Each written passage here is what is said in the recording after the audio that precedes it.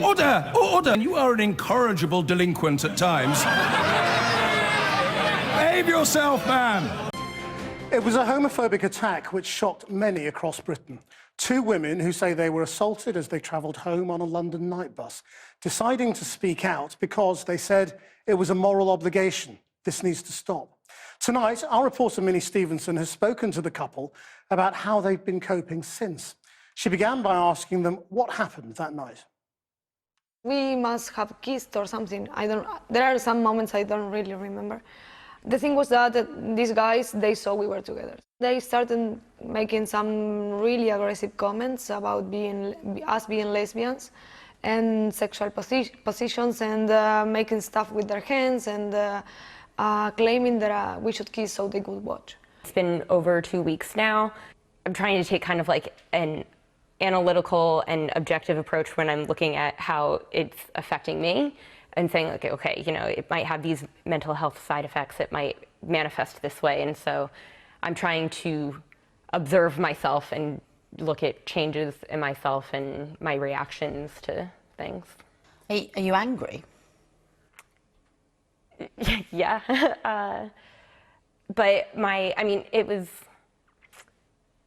these kids on the bus, they're not really the source of my angst now. It's more, hate crimes are alive and well, and I think that this is,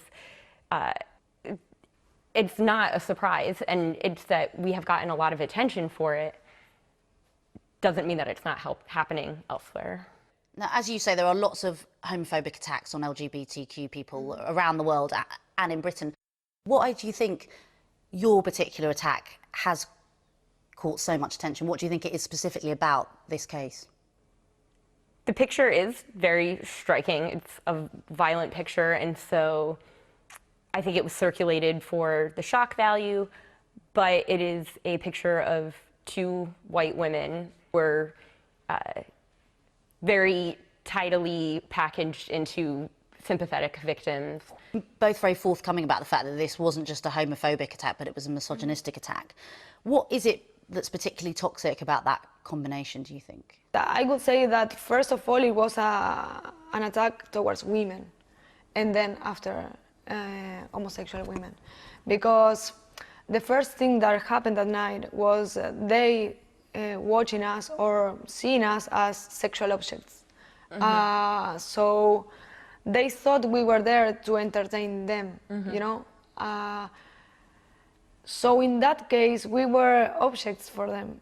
Now, the man who's likely to be the next Prime Minister of this country, Boris Johnson, has in the past made some pretty homophobic comments. He's called gay people bum boys. He's also compared gay marriage to bestiality.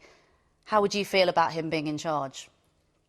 I do not think that Boris Johnson is fit to lead anything, much less the United Kingdom.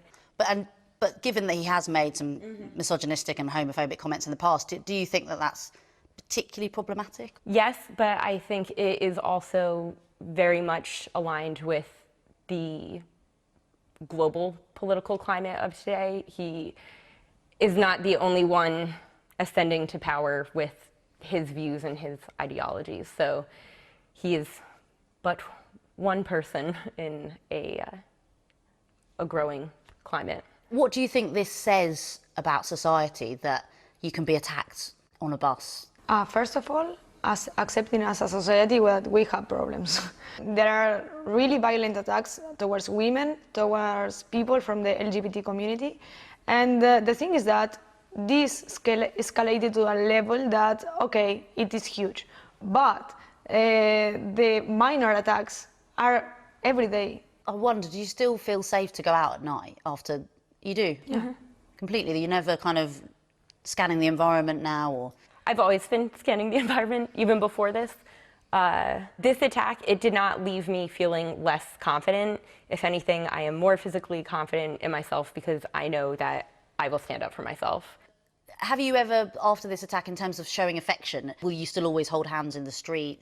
I have had twinges of uneasiness, but to not behave the way a heterosexual couple could freely is